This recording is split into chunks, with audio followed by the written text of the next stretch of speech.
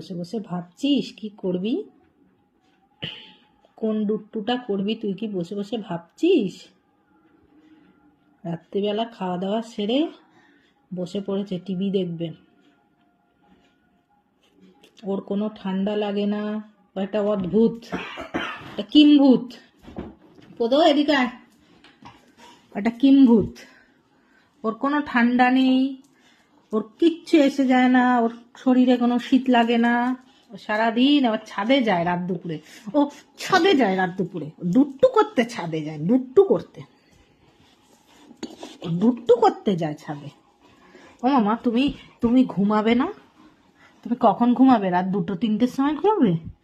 তুমি কি রাত্রি 2-3টের সময় ঘুমাবে গো? চলে আসো এখানে, চলে আসো এখানে, উঠে পড়ো। হ্যাঁ উঠে পড়ো, তো আমরা দুজন বসে থাকি। হ্যাঁ হ্যাঁ, ওরে বাবারে, হ্যাঁ উঠে পড়ো। দেখো দেখো একটা কিম্ভূতকে দেখো, কিম্ভূত, এটা একটা কিম্ভূত।